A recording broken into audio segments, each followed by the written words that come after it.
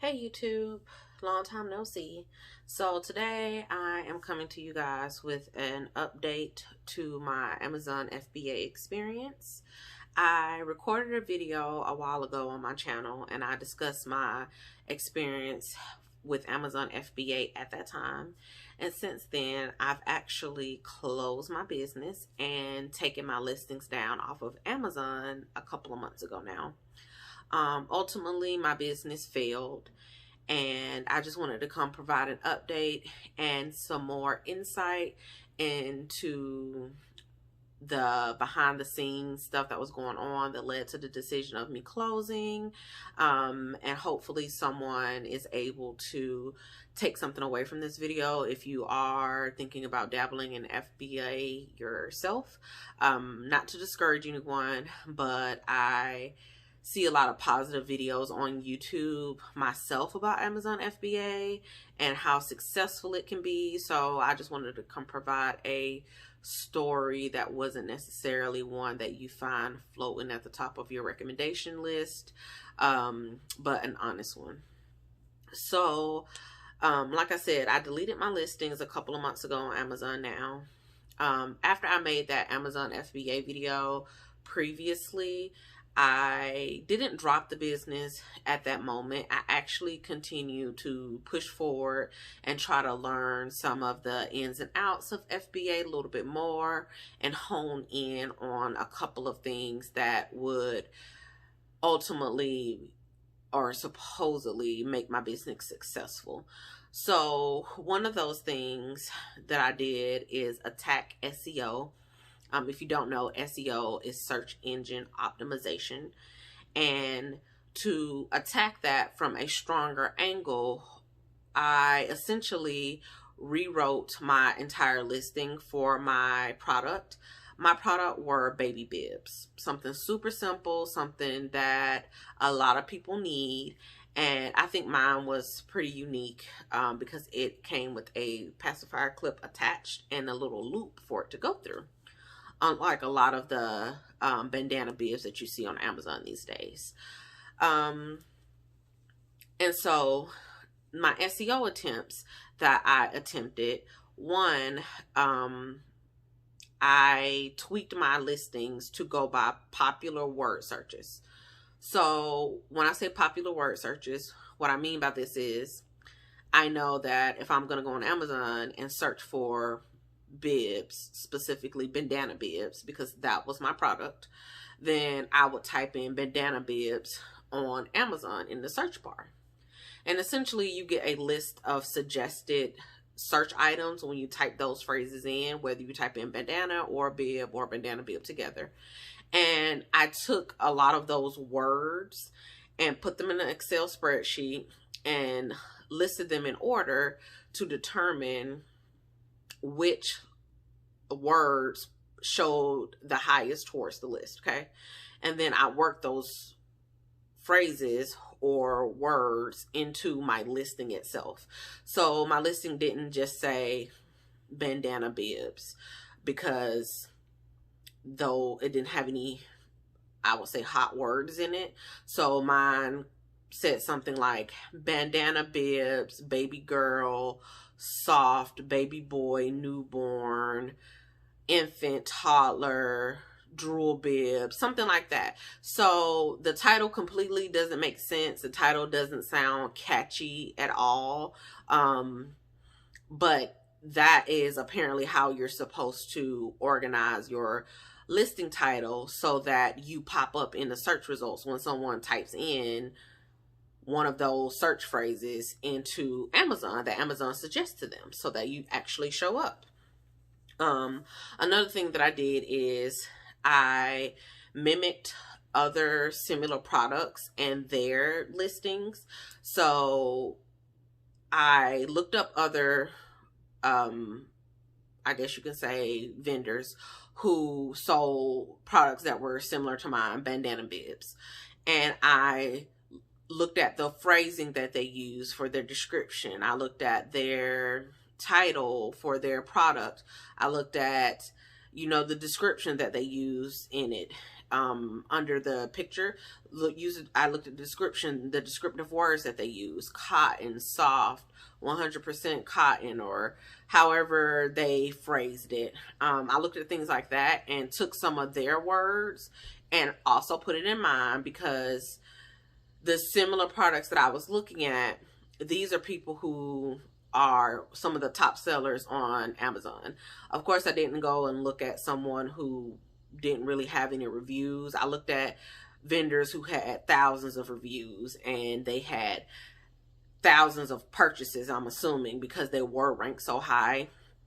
And I mimicked their posting for their wording, not word for word, of course, but I did take a lot of their key buzzwords out of there and put them in mine, because that was also supposed to help with your search engine optimization as far as Amazon customers finding you and being able to purchase your product. The last thing that I did as far as SEO goes are Google ads. So I actually downloaded Google Ads like app and made an account and everything, so that I could run ads on Google, where if someone were to put in my company's name was called Benu. So it was Benu Bibs. Well, it was just Benu, but my product were Benu bandana bibs. Okay.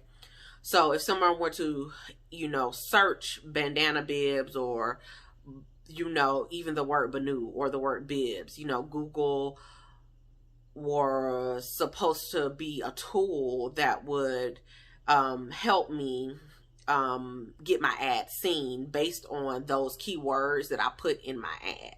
So the Google ad that I put up would just be a description of very well written description of my product. And then there would be a section where you would put buzzwords or keywords. And I used my research from Amazon to build those buzzwords and keywords, as well as the research that I did when I looked at other vendors who sold similar products and saw what buzzwords they were using and put those in there. And out of all of the attempts that I did for the SEO, I'm just ultimately going to say none of it worked, because I probably sold a total of 4 bibs, maybe 5, pack of bibs, because I sold them in sets of 3. So I sold 5 sets of bibs, and those people actually discovered me through Amazon. They got through all of the other vendors and found my store, Benu Bibs, and they actually purchased my product, and I mailed it out to them. But I didn't ultimately get the attention that I was expecting to get for putting as much emphasis on the search engine optimization as I did, because apparently that's supposed to be a key factor in a successful Amazon FBA business. The other thing that I discovered with Amazon is that, so you can have ads ran as an Amazon FBA vendor that will recommend your product to customers of Amazon. And I wasn't able to run those ads on Amazon, unfortunately, because I housed my own product. So I started out with product in a warehouse, but ultimately ended up bringing the product out of the warehouse and housing it myself, because I didn't have a ton of product, like maybe 700-800 like quantity count of the bib, because it was my startup business.